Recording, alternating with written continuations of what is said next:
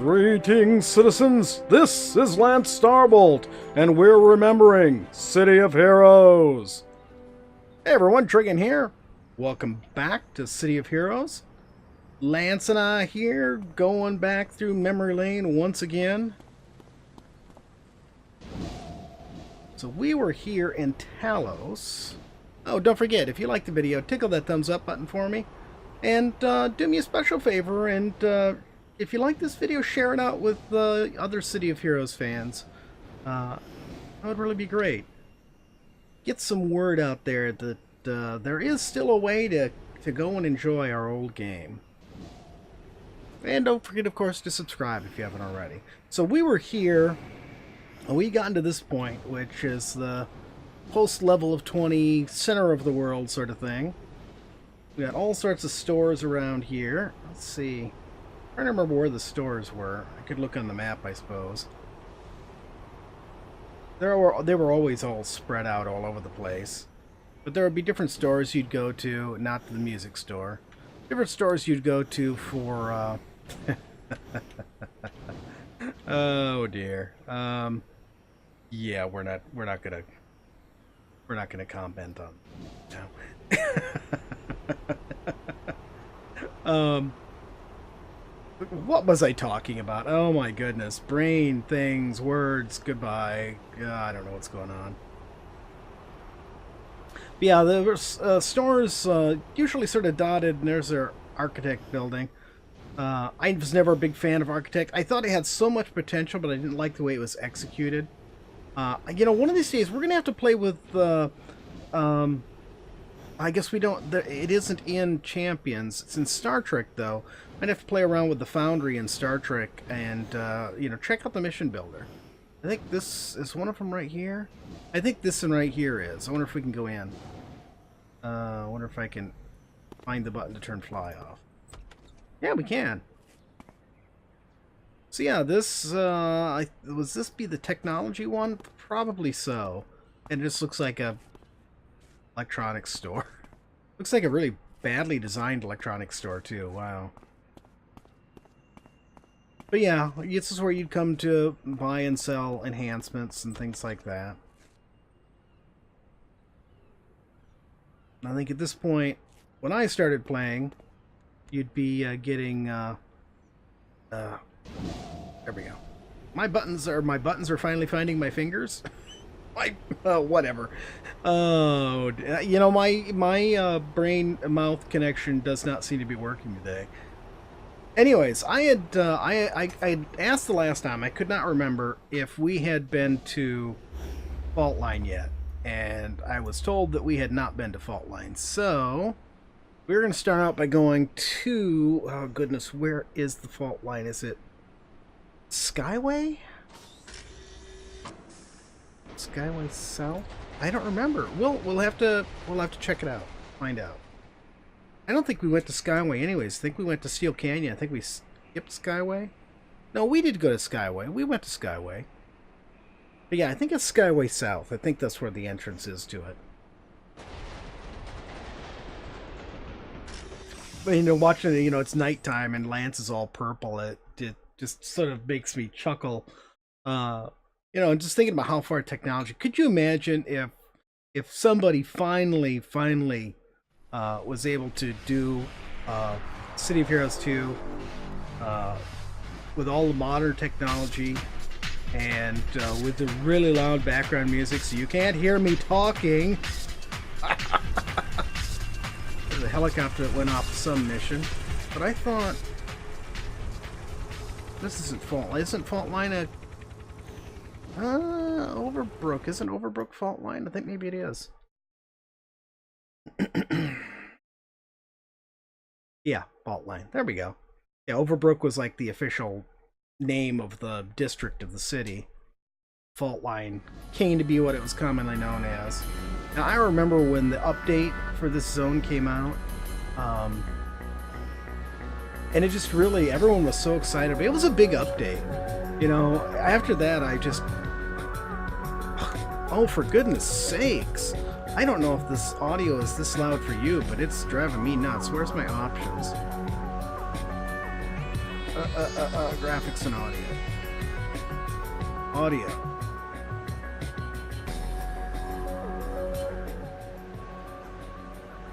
Okay. Man, it's just blowing my ears off. But anyways, yeah, I remember after it came out, I was just every update that came out, every new issue that came out, I was hoping they'd, add a new zone or something, because I don't remember even going to Fault Line before the update. I mean, it just, to me, I don't think it was a very popular zone. But after the update, boy, was this a popular place. People came here all the time. I know Eek really loves some of the missions in here. Let's see, you got a contact right up here you'd come over and see. And some of this, this is some of the first newer, I don't want to say graphics, but some of the nicer work they did on the zone designs. And then this was a really, really amazing costume. When this first came out, I mean, having the little things in her hair that moved, that was pretty cool. That was sort of new for City of Heroes. I mean, they had stuff like that for the capes and stuff, but nothing on like headwear. We didn't have hair that moved, things like that. So it was really cool. I would so love to see this game. The same game. I mean, they don't need to change power sets. They don't need to change the way the gameplay was, though I would like to see a little something done about stamina so it wasn't quite so much of a pain in the rear. But, I mean, even that, I would be happy to have it, but see it done in Unreal Engine 4. Could you imagine what this would look like? It would just be amazing. Amazing. But it's funny, you look at this there were always lots of missions down here. You come down here and go into these different doors and things to go to missions. Before the limitations of the technology of the time, the environments in this game were just so great. I just loved the environments in this game. They were so interesting. Sometimes they were a pain in the rear, like, having a mission that was down underneath stuff like that would be a real bear to find. You'd have an entire mission team running around trying to find it. And one thing City of Heroes had that games don't have nowadays, and I'm not sure if that was I'm not sure what the decision was behind it, but 8-player teams, and that was great. I mean, yeah, usually you couldn't get a full 8-player team together, but when you could, man, was it fun. And you have this nice big team together doing stuff. It was really amazing. Now it seems like everything is like 4 or 5-player teams. There's your architect building. And see, and then the donut. Everybody loved the donut. I think there's a badge here. I think we can we get the badges now? I think we can. There's the badge. Yep. Badge earned. We earned old-fashioned badge. I thought they'd added that, but Dretched donuts. That just sounds bad. I don't want to know what a Dretched donut is. It does not sound appetizing. Maybe we won't eat there after all. Lance, you're watching your figure anyways, right? Always, Trigon. Always. Lance would have had a lot of fun here. So yeah, and then there was Penelope. Penelope was a big mission arc. The Yin's Market. And there's Penelope here. Penelope had like her own little clockwork she'd reprogrammed, which was pretty cool. Remember, there used to be clockwork running around right here next to her. There was another mission here too. I'm trying to remember the mission down here. Needless to say, for those of you who haven't caught on to this fact already, my memory sucks. But yeah, this, if I remember the lore correctly, this is from the dam bursting. There was an earthquake, which is what caused a lot of the damage throughout the city. I don't know if that was caused by the Richte, or if it was unrelated or what. But I think the dam burst, and that's what caused all the flooding here, and a lot of the destroyed areas of town were from the dam bursting. And you can see here where, you know, work is being done to shore up leaks in the dam. That definitely is not looking good. Definitely is not looking good. Definitely not looking good. Sorry, I don't know where he came from. What on earth? I don't remember this. I don't know what this was. This looks really interesting, though. This reminds me of stuff from the City of Villains side, which we haven't been over there yet. Except maybe like in the first episode we did, which was not intended to be a first episode. It was just intended to be a standalone, but people liked it. And I enjoy, you know, going around here just looking at the stuff that I enjoyed playing so much all those years ago.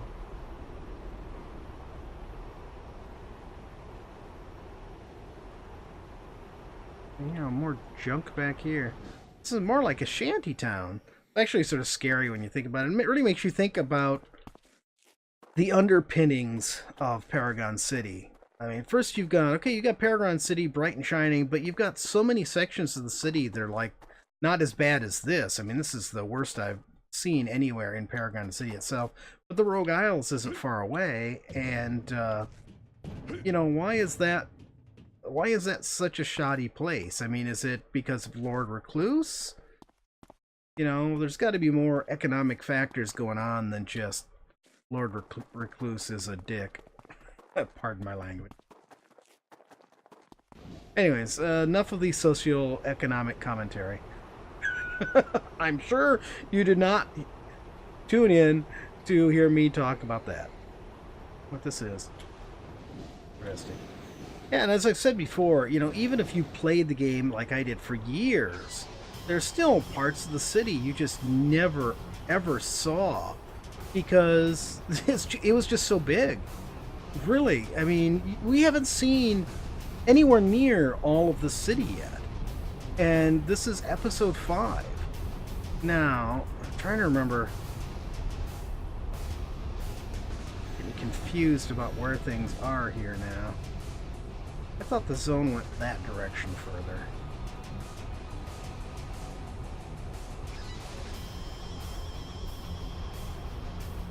On here somewhere, somebody wanted me to show off. And this was a big thing when it came out. I remember finding it like the day it came out. Me and some friends went looking for this little club that's hidden down here somewhere. And I'm trying to remember where it is. Underneath here? I don't think so. Oh, this is interesting. I thought that was going to be a cave there. Through our tremendous powers of deduction, we have located the secret place. Okay, actually we had to go look it up on the wiki because I couldn't remember. It's right around here somewhere. So I thought when I saw this little ramp and stuff here, I thought that looked familiar, but I didn't see the club. Isn't it in this building here? But yeah, it's right around here somewhere. And there's the water we were checking out. I don't think we can go in here. No, that's not it.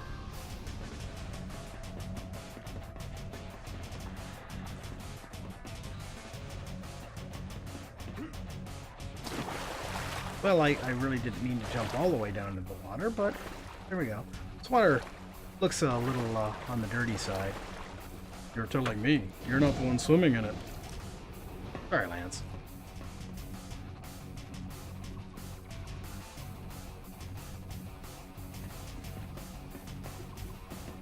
Ah, there it is. We found it. Cryptic Lounge.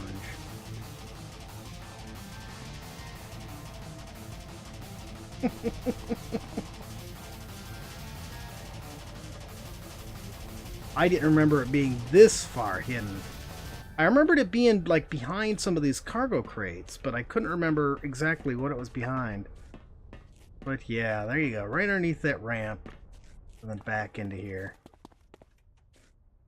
Yeah, I remember spending several board minutes hanging out here because it was so cool to have found the place, and then we're like, okay, let's go do something else. But it was a big day, you know. This had come out. This issue had come out. And I don't remember what issue this came out in, and you know, so there was a lot of stuff to do and look at. All right, we've had enough here.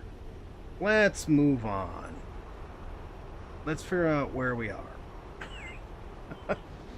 I'm not even sure what direction is the direction out of here. I'm hoping it's this way.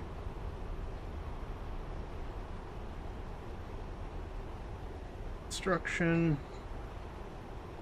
Is that the donut shop? Yeah, there it is. The donut magically appeared. So yeah, I'm trying to think what would be coming next after we hit Talos.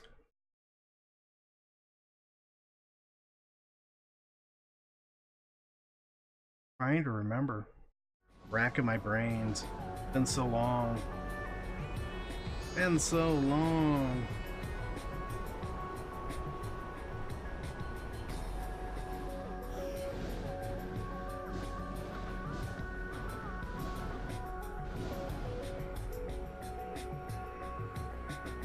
So we'll head, let's see. We went and looked at Independence Port, we looked at, we looked at Striga. Talos. Let's go look at Kroatoa. We haven't been there yet.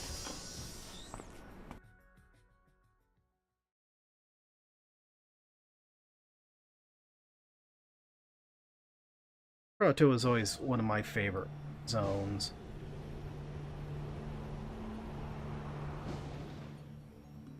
I think I said before, I always like doing the magic characters, and this, you know, was always, you know, the witches and all that sort of stuff. It's always very magic zone. Some of the missions here were really challenging with all the sort of Celtic mythic monsters and things. University. This was here before they actually added the university in, if I remember right. I wonder if they just lifted this model out of here to use in the other zones for the university. That was when they added the invention stuff. I think this was here before. I don't know. I'm pretty sure it was. But they added all the invention stuff for, you know, creating new enhancements. Which definitely created some diversity and enhancements, but made the game a lot more complex to me. It was more than my little brain could handle. Yeah, here. Oh, that's not what I want. I wanted this. Okay. That seems a little on the scary side. And then there was Sally, who is Kroatoa's version of the Loch Ness Monster. I mean, the visibility here is so poor. I mean, it's not arc poor, but still. But yeah, there'll be Sally out here. I wonder if she's still out here. Yeah, I think that's Sally right there. Hello, Sally. Nice to see you. Hope you're doing well. You know, we need you. We need you in Arc. We need a Sally in Arc. You know. That would be pretty cool, actually. Somebody needs to make a Sally mod for Arc.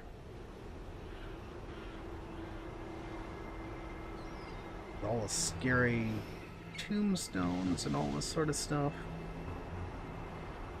I just remember, and then these, like, I always thought it was sort of funny, you know, the little mushroom patches that led to missions. It's like, okay, yeah, we're going to go eat some of the mushrooms, and then we're going to go to another world and do missions. Right. Oh,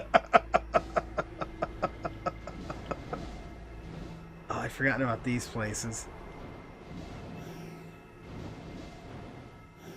Cool. I think we're going to have to explore this. Whoa. I think we're going to have to explore this more. Oh, yeah, I remember this now. I remember this being a terrible pain in the rear.